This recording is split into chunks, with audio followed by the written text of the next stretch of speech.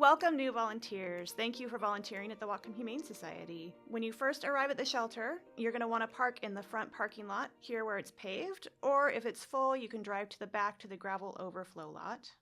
When you come to the building, you can come right through the front doors. If it's before or after our normal business hours, you're going to want to ring the bell up front here to allow staff to let you into the building. And when you first walk in, you're going to come into the customer service area. On your first visit, you'll go to the front desk and check in and get your volunteer t-shirt, and then your trainer will bring you back to the volunteer services room. Volunteer services is your first stop every time you visit the shelter. So this is where you're going to leave your personal belongings. You can pick up an apron.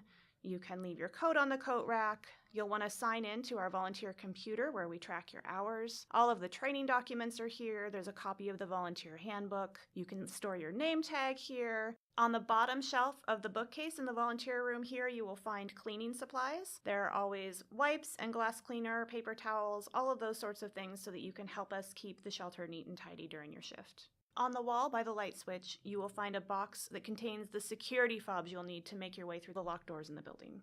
Across the hall from the volunteer room are the restrooms and the drinking fountains. And directly next door is my office.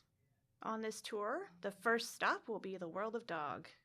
The Dog TLC volunteers will know this area very well. This is where we keep track of all of the dogs that are available to walk, what color they are, which is how it's designated for the volunteer training. All the dogs have pre-fitted harnesses, leashes ready to go, lots of dog treats, and all the volunteer notes in the notebook for you.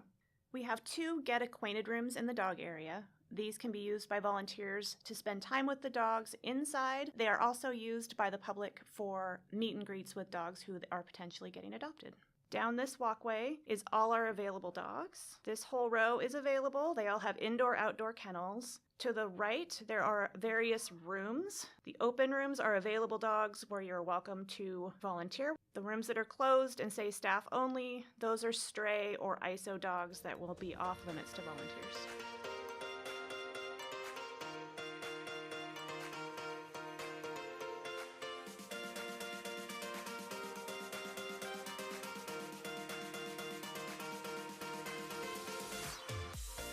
Here we enter the dog food prep area. The door sign does say staff only. Volunteers are welcome in this area of the shelter. All of the dogs here, their food is prepped in this room. We keep treats and dishes and clean water bowls here. There are water buckets to take out to the play yards. There are clean toys, clean leashes, clean tennis balls. This is the big stop for all of our dog supplies. If you ever have questions or need anything, you can often find one of our animal care technicians in this area who can help you.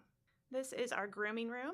In here you will find jackets for the dogs when it's cold out. You can find bandanas in the drawers. There are also brushes and grooming supplies, clean towels for when it's wet outside. If you help with any of our enrichment programs, you'll get to know the freezer where we keep frozen Kongs and frozen food bowls and that sort of thing.